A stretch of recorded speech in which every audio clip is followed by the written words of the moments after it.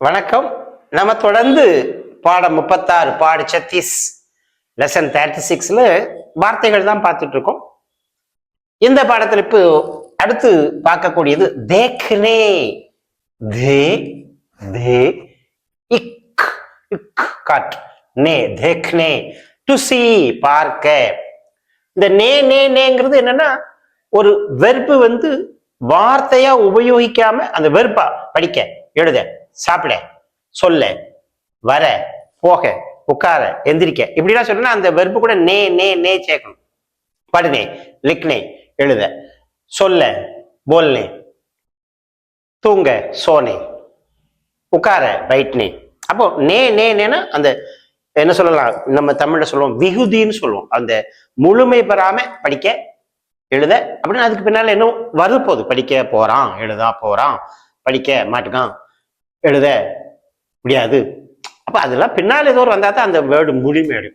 அப்ப அதே மாதிரி வாக்கியங்கள் அமைக்கும் போது இந்த படுனே லிக்னே சோனே ஆனே பைட்னே உட்னே அந்த மாதிரி வரும். அப்ப வந்து டு சி பார்க்க நம்ம வாக்கியம் அமைக்கும் போது இது நிறைய நம்ம பயன்படுத்திட்டு இருக்கோம். அடுத்தது பாருங்க இஜ்ஜத் ரெஸ்பெக்ட் மதிப்பு மரியாதை. இஜ்ஜத் இஜ்ஜத் கர்னே அதே தான் தேக்னே மாதிரி கர்னது செய் கர்னே செய்ய டு டு செய்ய. கேல்னே எல்லாமே ஒரு சில உதாரணத்துக்காக அதே தான். கேல்னா விளையாட்டு விளையாடு. கேல்னே டு பிளே விளையாட. அப்புறம் கிஸ்ஸே யா இந்த சேக்கு எத்தனை மீனிங் நம்ம படிச்சோம். கிட்டத்தட்ட 11 பயன்பாடு இருக்குன்னு படிச்சோம். அதுல இதுக்கு எது பொருந்ததோ அதை பயன்படுத்திக்கணும். நம்ம டு ஹூம் ஃப்ரம் ஹூம் ஒரு எக்ஸாம்பிளுக்காக ரெண்டு எக்கச்சக்கம் இருக்கு. யாரிடம் யாரால் எதால் எதை கொண்டு எதன் மூலம் எதை வைத்து எழுதி சொல்லிட்டே போலாம். சேக்கு அவ்வளோ தனியா ஒரு பாடத்திலே படிச்சோம். நீங்க அவ்வளோத்தையும் பயன்படுத்திக்கலாம். கிஸ்ஸே என்னன்னா மதிப்பு குறைவாக சொல்லணும் அல்லது அக்ரிணைய சொல்லணும். அக்ரினா என்னது உயிரற்ற பொருள். இதெல்லாம் சொல்லணும்னா கிஸ்ஸே பயன்படுத்தணும். அடுத்த பாட்டு பாருங்க கின்சே. இது மதிப்பு கூடுதல் உயர்திணை.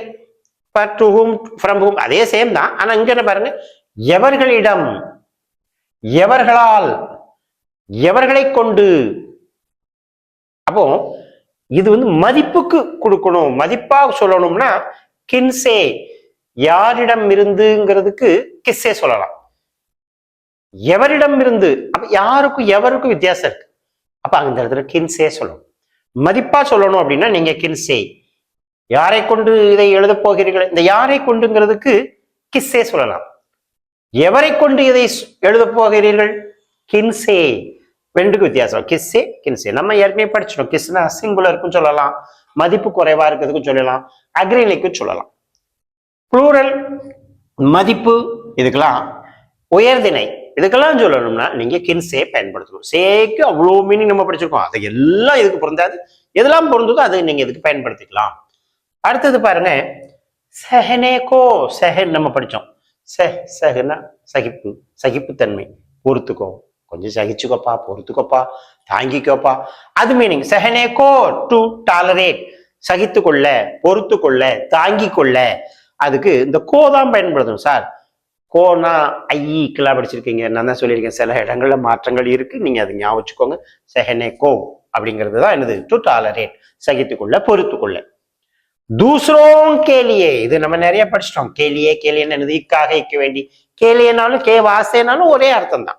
அப்போ தூசரோம் கேலியே பின்னால வேற்றுமை பிரிவு வந்துட்டாலே அந்த புளூரல் வந்து ஓங்கு மாத்திரையா மாத்தணும். தூசரோம் கேலியே ஃபார் அதர்ஸ் மற்றவர்களுக்காக மற்றவர்களுக்கு வேண்டி மற்றவர்களுக்காக மற்றவர்களுக்கு வேண்டி அந்த மாதிரி சொல்லணும். படுத்தாரேத்தாக இது கூட நம்ம ஒரு பாடத்துல பார்த்தோம்.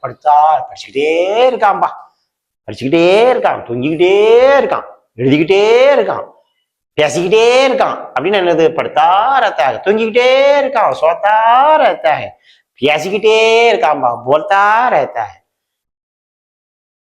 நின்றுகிட்டே இருக்காம்பா கடாரத்தாக. அப்போ இந்த ரேத்தா ரேத்தான அந்த செயல் அப்படி கண்டினியூவா பண்ணிக்கிட்டே இருக்கான் அப்படிங்கிறதுக்கு படுத்தா ரேத்தாக. பாருங்க இதுலயும் சிங்குலர் படுத்தா இருக்கு ரேத்தா இருக்கு அதுலயும் சிங்குலர். அப்போ ஹேர்க். அப்போ ஹீ இஸ் ரீடிங் படித்துக்கொண்டே இருக்கிறான்.